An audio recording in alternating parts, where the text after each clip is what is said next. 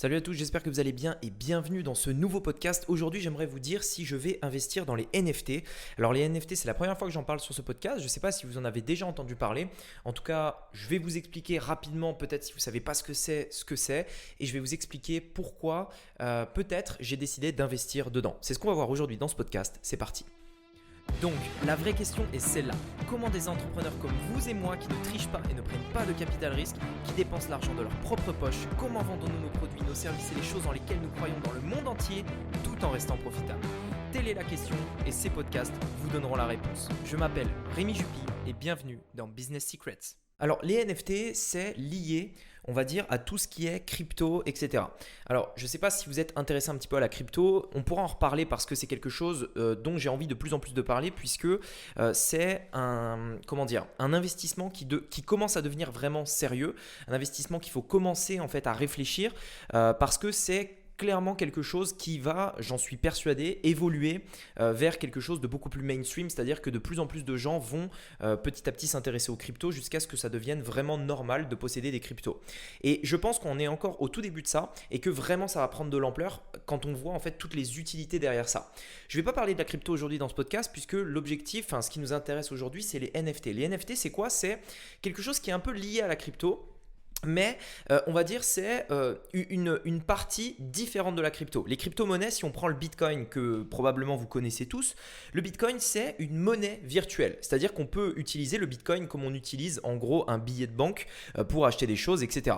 L'avantage c'est que étant donné que c'est décentralisé, etc. En fait, on n'est pas sous le contrôle d'un gouvernement ou quoi. Ok, je ne vais pas rentrer dans le détail, mais ça c'est par rapport au Bitcoin. Les NFT c'est quoi? Les NFT c'est non-fungible token, c'est en gros des crypto-monnaie mais unique. C'est-à-dire que le Bitcoin, par exemple, il y en a plusieurs. C'est comme si vous aviez un billet de banque, par exemple, et que le billet de 10 euros, vous savez que vous avez un billet de 10 euros, mais qu'il y a plein d'autres personnes qui ont également des billets de 10 euros. Donc, ça a une valeur, ça vaut 10 euros, ce billet-là, mais il n'est pas unique.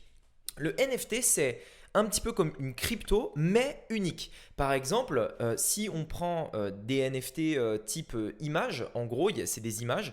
En gros, ces images-là, ce sont des cryptos, c'est des jetons en gros de crypto, mais il n'y en a qu'une seule. C'est comme si par exemple, un jour, on disait, tiens, on va sortir un billet de 10 euros, mais il n'y en a qu'un seul dans le monde entier. Il n'y a qu'un billet de 10 euros, c'est celui-ci.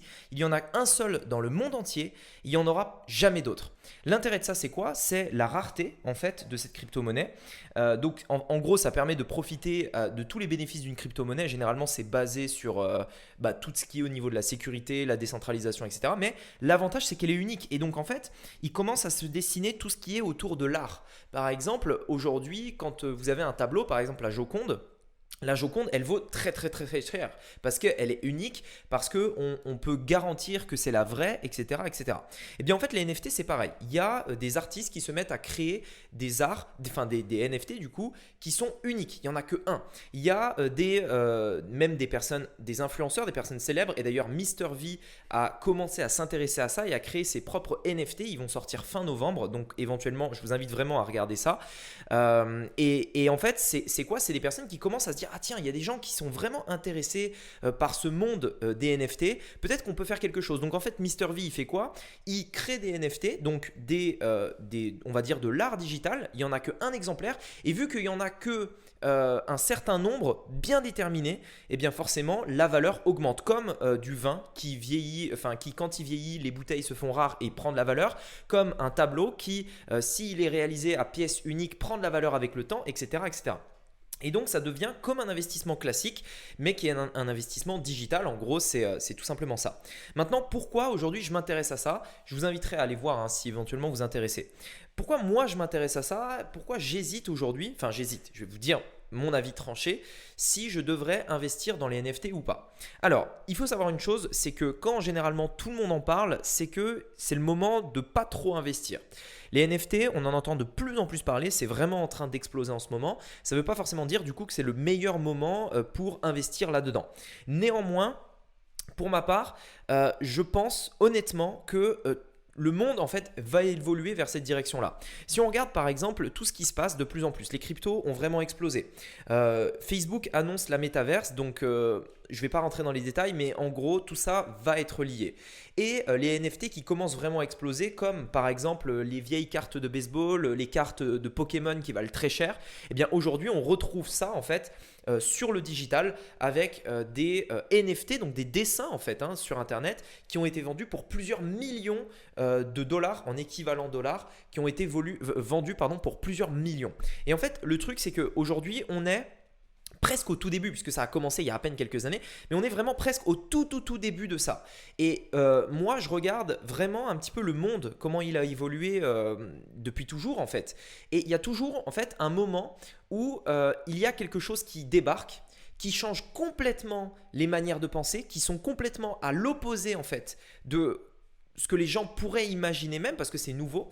Et de manière générale, en fait, comment réagissent les gens à quelque chose de nouveau? Généralement, ils veulent pas, ils sont un petit peu contre, parce qu'ils comprennent pas, parce qu'ils veulent pas, parce que les gens, de manière générale, n'aiment pas le changement.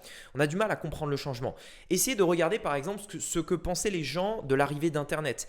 Essayez de regarder ce que pensaient les gens au tout début de Netflix, par exemple, de ce qu'ont pensé les gens quand Facebook a annoncé la métaverse, et peut-être vous, de la première fois que vous avez entendu parler des cryptos. Qu'est-ce que vous avez dit la toute première fois? Vous êtes dit, ouais, les cryptos, attends, mais c'est quoi ce truc? Ça va jamais marcher, machin.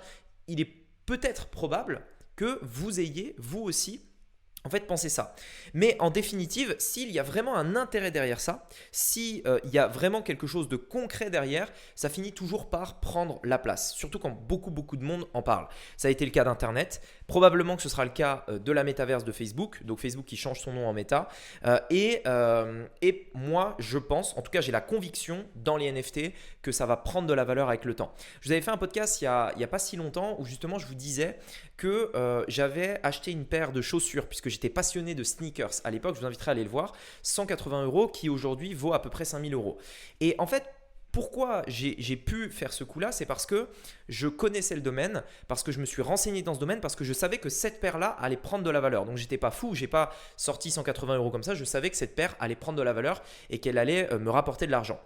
Eh bien en fait, c'est exactement pareil par rapport à ça. Je suis sûr que les NFT, si on s'y intéresse, si vraiment on prend le temps de se renseigner par rapport à ça et qu'on devient plus ou moins expert dans ce domaine-là, enfin qu'on apprend des choses, je suis sûr en fait qu'il y a des NFT qui vont prendre énormément de valeur et on le voit déjà, il y a des NFT qui se vendent plusieurs millions d'euros. Donc en fait, l'idée c'est quoi? C'est comme si vous aviez de l'art digital tout simplement qui vous appartient et qui vaut très cher. Pourquoi? Parce que c'est rare en fait, parce qu'il n'y en a pas beaucoup et voilà. Et donc en fait c'est un investissement comme un autre qui est entre guillemets à la mode, qui change vraiment de tout ce qu'on connaît, qui est vraiment différent de tout ce que vous pouvez connaître parce que c'est nouveau. Mais honnêtement, renseignez-vous, essayez de comprendre de quoi il s'agit et vous verrez que ça vous permettra peut-être de remettre en question tout ça. Le plus important, c'est de ne pas être un vieux con entre guillemets. C'est-à-dire, qu'est-ce que j'entends par vieux con? C'est, vous savez, c'est cette personne en nous qui ne veut pas changer, qui ne veut pas évoluer, qui veut rester un petit peu dans les dogmes classiques et qui ne veut pas voir les nouvelles choses. Et on l'est tous dans un sens ou un autre, moi y compris. Si par exemple demain, on me dit, bah écoute Rémi, YouTube, ça marche plus du tout, maintenant il faut que tu fasses des vidéos sur TikTok, bah peut-être qu'au début, je vais être un vieux con dans le sens où je vais dire bah arrête, moi ça fait déjà des années que je suis sur YouTube, YouTube ça marche, etc. Alors qu'en fait non, tu vois, il faut vraiment que je m'intéresse à quelque chose de nouveau, il faut être capable de se remettre en question et de regarder ce qui marche aujourd'hui. Et c'est la raison pour laquelle je m'intéresse vraiment aux NFT, c'est la raison pour laquelle je vais investir, je vais mettre quelques billes dans les NFT. Je pense que c'est intéressant de ne pas tout investir, n'investissez jamais tout, l'investissement c'est risqué, vous pouvez perdre bien entendu en investissant. Donc c'est aussi pour ça que c'est intéressant. L'idée, c'est de se dire, c'est pas d'investir tout. L'idée, c'est d'investir 5%, 10%, 20% maximum, grand maximum, dans l'objectif que si ça explose, si ça marche, eh bien là, ça marchera et vous en ferez partie tout simplement. Donc voilà, par rapport à ça, l'objectif, c'est aussi de diversifier. J'essaye d'avoir de l'argent en cash. J'essaye d'avoir de l'argent dans des actions sur le marché américain notamment, mais donc des actions en bourse. J'essaye d'avoir également donc de plus en plus des cryptos, des NFT, etc. Et je vais essayer également d'investir de plus en plus dans l'immobilier dans l'objectif de vraiment en fait diversifier l'argent, diversifier, me mettre à l'abri tout simplement et diversifier tout ça. Voilà, j'espère en tout cas que ce podcast vous aura plu. Je vous invite à vous renseigner par rapport aux NFT. Si ce genre de sujet vous intéresse, écoutez, je referai des podcasts, des sujets sur ce domaine-là pour en parler. En tout cas, je vous dis à très bientôt pour un prochain podcast. C'était Rémi, à bientôt. Ciao.